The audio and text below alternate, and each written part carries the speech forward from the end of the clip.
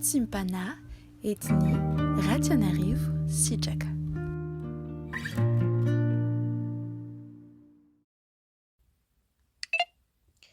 Que la grâce et la paix de notre Seigneur Jésus-Christ nous soient adressées en ce lundi. Seigneur Jésus-Christ, merci pour cette semaine que tu nous donnes, une nouvelle semaine que tu as ouverte devant nous. Merci pour ce chemin que tu offres, toutes ces opportunités que tu nous accordes aujourd'hui et toute cette semaine, Seigneur. Merci parce que c'est une grâce de pouvoir hériter, de pouvoir vivre, de pouvoir expérimenter, Seigneur, ce que tu as prévu pour chacun d'entre nous. Merci Jésus-Christ parce que tu es miséricordieux et que à chaque instant, Seigneur, tu trouves une solution pour nous faire sortir vainqueurs de toutes nos situations. En ton nom Jésus-Christ, nous prions. Amen. Chers familles en Christ, nous poursuivons notre chemin dans la parole de Dieu. Dans Genèse, chapitre 22, versets 1 à 14. Genèse, chapitre 22, versets 1 à 14.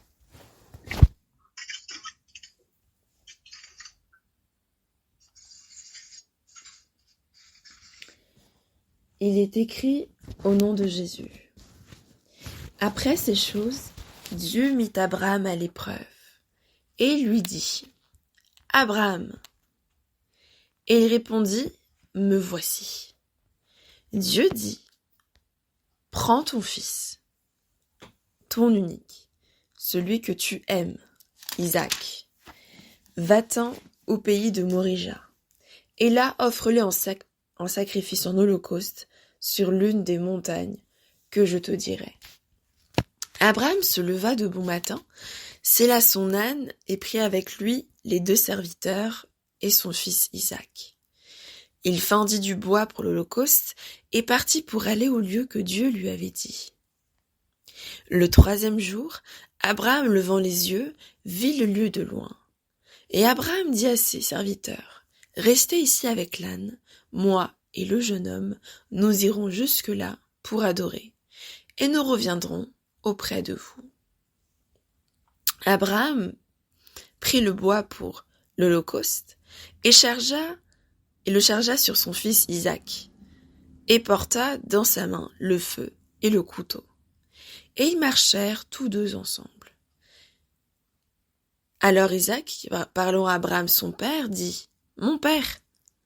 Et il répondit : « Me voici, mon fils. » Isaac reprit : « Voici le feu et le bois, mais où est l'agneau pour l'holocauste ? » Abraham répondit : « Mon fils, Dieu se pourvoira lui-même de l'agneau pour l'holocauste. » Et ils marchèrent tous 2 ensemble.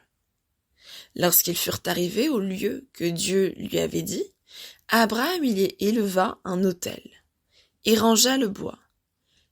Il lia son fils Isaac et le mit sur l'autel, par-dessus le bois. Puis Abraham étendit la main et prit le couteau pour égorger son fils. Alors l'ange de l'Éternel l'appela des cieux et dit : « Abraham, Abraham !» Il répondit : « Me voici. » L'ange dit : « N'avance pas ta main sur l'enfant et ne lui fais rien, car je sais maintenant que tu crains Dieu et que tu ne m'as pas refusé ton fils. » Abraham leva les yeux et vit derrière lui un bélier retenu dans un buisson par les cornes. Et Abraham alla prendre le bélier et l'offrit en holocauste à la place de son fils.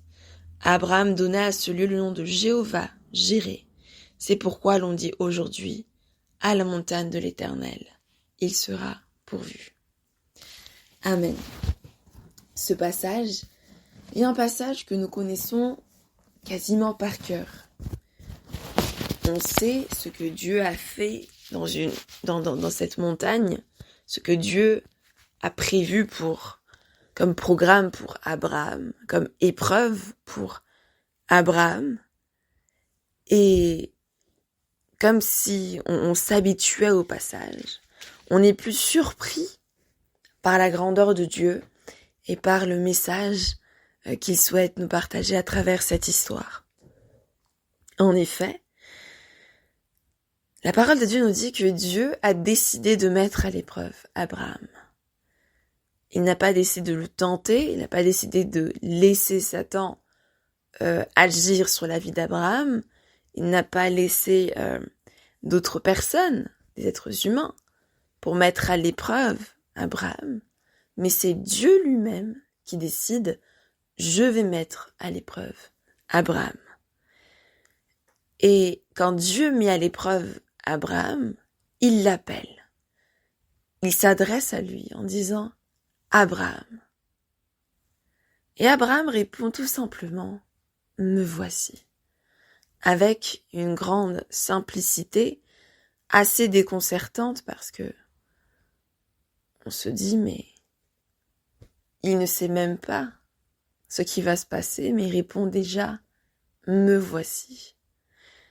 Et pourtant, ce n'est pas si surprenant parce que Abraham était ami de Dieu. Et donc, quand son ami le plus intime l'appelle, Abraham répond simplement « oui, je suis là, c'est moi ». Dieu lui dit alors la mission à faire. Prends ton fils, ton unique, celui que tu aimes, Isaac. Va-t'en au pays de Morija et là offre-le en holocauste sur l'une des montagnes que je te dirai. Dieu est sur la voie de l'impératif. Prends ton fils. Il ne dit pas tu peux prendre ton fils. Il ne dit pas tu pourrais prendre ton fils. Il n'y a aucune proposition. Dieu commande, Dieu ordonne.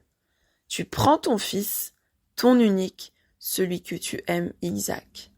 Et la description est précieuse parce qu'on se rend compte que Isaac, le fils de la promesse, est précieux.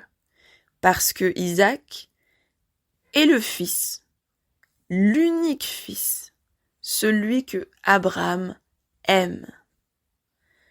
Et Abraham doit partir au pays de Morija pour l'offrir, lui, en holocauste, en sacrifice sur l'une des montagnes que Dieu indiquera. Par la suite, Abraham se lève le matin, s'en va avec son fils et il prend tout ce dont il a besoin. Du bois, du feu, et évidemment le fils, l'unique, celui qui est aimé, le fils de la promesse qui part avec lui et deux serviteurs.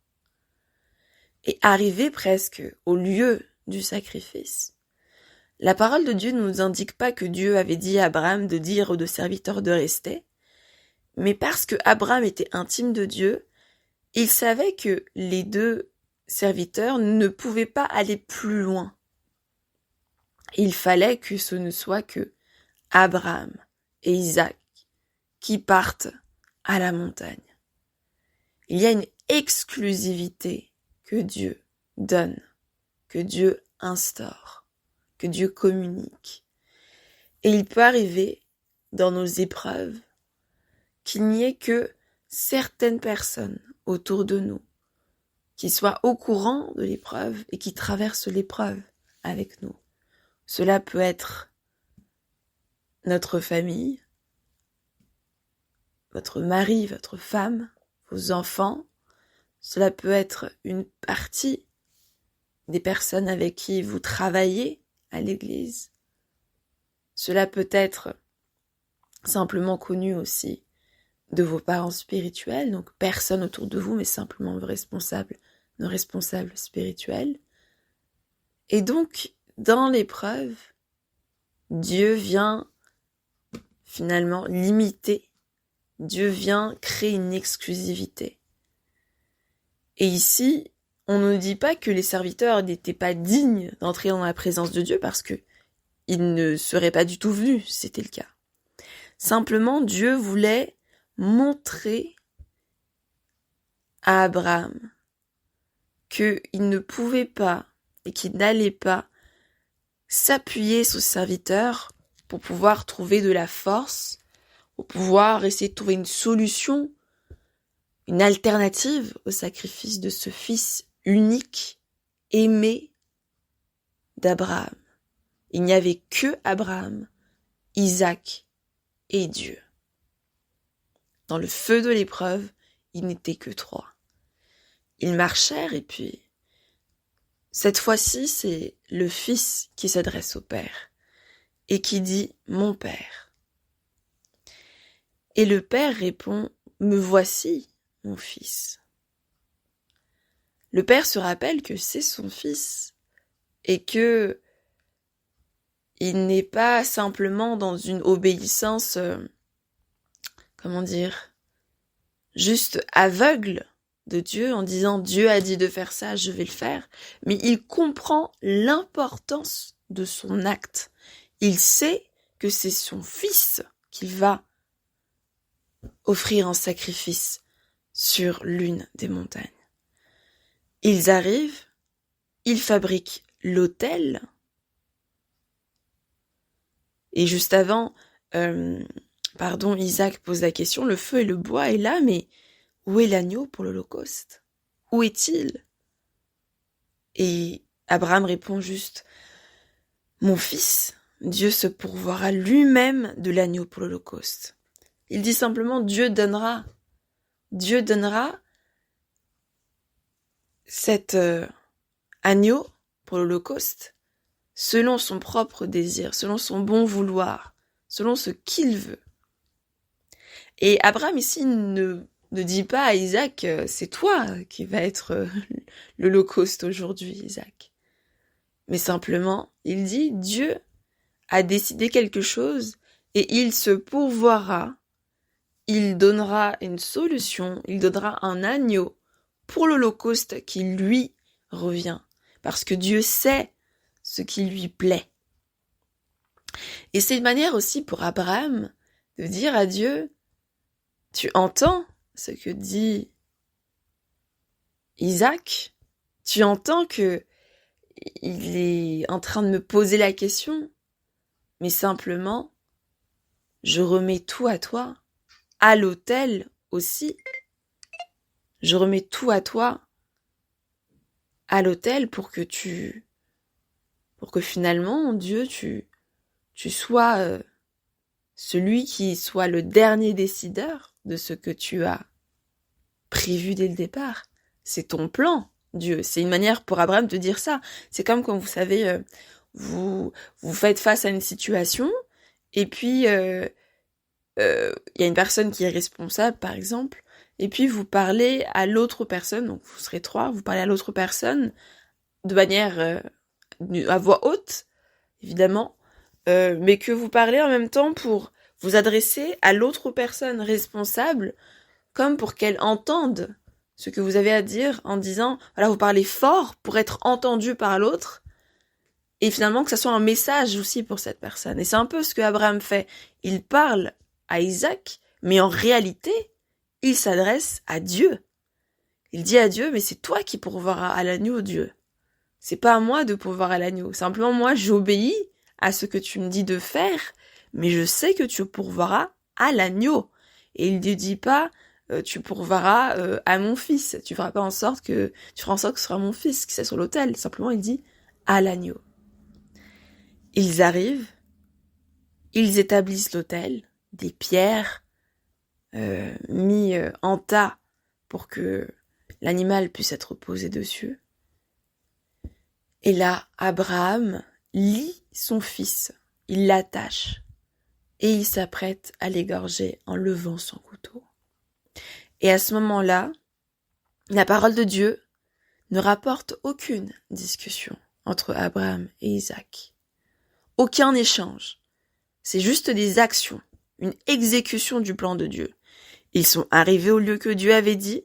Abraham éleva un autel, il rangea le bois, il lie son fils Isaac, il le met sur l'autel, par-dessus le bois, il étend la main et prend le couteau pour égorger son fils. Point. C'est ce qui est écrit dans la parole de Dieu. C'est une succession d'actions. Mais on ne nous dit pas qu'il y a eu une discussion entre les deux. Et moi, ce qui m'a le plus frappé en préparant ce Vatipana, c'est que, il n'y a pas de discussion rapportée ici, on ne sait pas ce qu'ils se sont dit, vous imaginez l'ambiance qu'il devait y avoir, l'atmosphère qu'il devait y avoir, et la seconde chose, donc elle devait être très pesante, et la seconde chose qui m'a surprise, c'est que Isaac ne se défend pas, il ne se débat pas, simplement, il accepte. Et souvent, on présente cet épisode historique dans la parole de Dieu, qui a existé évidemment dans l'histoire, mais que la parole de Dieu rapporte. On présente souvent ce passage comme étant, finalement, Abraham qui offre son fils. Et souvent les titres, c'est Abraham offre son fils Isaac. Et c'est bien sûr le cas. Abraham, on a connu son histoire. Il n'avait pas de fils, pas de descendant. Il a essayé d'avoir un fils avec la servante Agar. Finalement, Dieu lui a dit, mais non, ce n'est pas le fils de la promesse. Le fils de la promesse viendra de ta femme, de toi et de Sarai. Mais personne d'autre. Et finalement, c'est ce fils-là qui sera pris à Abraham et qui devra donner à l'autel. Et on ne sait même pas si Abraham était au courant que c'était une épreuve, juste pour le tester sa loyauté envers Dieu, tester le fait de savoir qu'il faisait confiance en Dieu, assez pour donner son propre fils. Simplement, la parole de Dieu dit que Dieu a décidé de mettre à l'épreuve Abraham, et puis Dieu dit à Abraham ce qu'il doit faire. Dieu donne son commandement à Abraham et il doit aller. Et ce passage est souvent présenté simplement comme étant le sacrifice de ce père qui donne son fils unique, bien-aimé. Et cela évidemment nous rappelle Jésus-Christ de Nazareth qui a été donné par le Père pour le sacrifice de l'humanité. Le seul fils, l'unique fils, le bien-aimé de Dieu. Le Père a été sacrifié à la croix sur le bois, comme cela a été le cas ici pour Isaac qui a été sur l'autel, pour que l'humanité puisse être sauvée à travers lui. Il y a évidemment le sacrifice du Père qui abandonne, qui fait confiance, et qui dit « Dieu se pourvoira », Dieu est j'irai, Jéhovah est j'irai, il pourvoira, il donnera, j'ai confiance. C'est ça la posture du Père. Mais il y a aussi ce déchirement. Donc j'imagine peut-être qu'il n'y avait aucun échange, ils ne se parlaient pas, il l'a simplement installé, il allait passer à l'acte. Mais ce passage est aussi, et je pense surtout, pas simplement un père qui abandonne son fils sur l'autel, mais c'est le fils qui accepte d'être sacrifié sur l'autel. C'est Isaac qui accepte ce que dit son père, Dieu se pourvoira de l'agneau pour le sacrifice. Et Isaac ne répond plus rien, il accepte. Et au fur et à mesure qu'il marche, que Abraham fabrique l'autel et que Abraham l'installe, lui, Isaac, sur l'autel, tout est clair dans la tête d'Isaac. Il sait que c'est lui qui sera l'agneau sacrifié aujourd'hui, au moment où il vivait la situation. Et pourtant, Isaac ne se débat pas. Isaac accepte. Et ici, c'est la préfiguration de ce que Christ accomplira. Isaac est extraordinaire parce que il accepte sans rien dire. Il est simplement obéissant. Et il se dit que si Dieu a décidé ainsi, c'est que ce doit être bon. Il était prêt à donner sa vie, à mourir sur cet autel, parce que Dieu en avait décidé ainsi. Et d'ailleurs, aucun des deux, ni Abraham, ni Isaac, ne savait pourquoi Dieu avait décidé cela. Et parfois, on doit faire des sacrifices dans notre vie, pour les œuvres de Dieu, pour telle ou telle chose que Dieu a décidé, sans savoir pourquoi, sans savoir l'objectif de Dieu à travers cette situation. Mais simplement, Dieu attend de nous l'obéissance. Dieu attend de nous la confiance. Et ça, c'est possible que si nous avons une relation intime avec Dieu. Il est très difficile et vraiment impossible, quasiment impossible, d'aller faire ce que Dieu demande de faire, juste aveuglément, sans avoir de relation avec lui. Et ici, ce qui a fait la différence pour Abraham et Isaac, c'est parce qu'ils avaient une relation avec Dieu. Isaac donc a accepté d'être sacrifié silencieusement sur cet autel. Comme Christ, la parole de Dieu déclare que il était comme une brebis muette qu'on amena à l'abattoir. Dans le livre d'Ésaïe, cela est écrit. Comme une brebis, finalement, qui ne poussa aucun cri, qui accepta simplement d'être tuée, d'être égorgée. Pour toi et moi, le Christ est mort. Pour toi et moi, Dieu a pourvu à l'agneau qui devait mourir pour nos péchés à notre place. Là où nous aurions dû mourir à cause de nos péchés, Christ est mort à notre place. Il a pris notre place et il l'a fait par amour, par obéissance à Dieu le Père, mais surtout par amour pour toi et pour moi.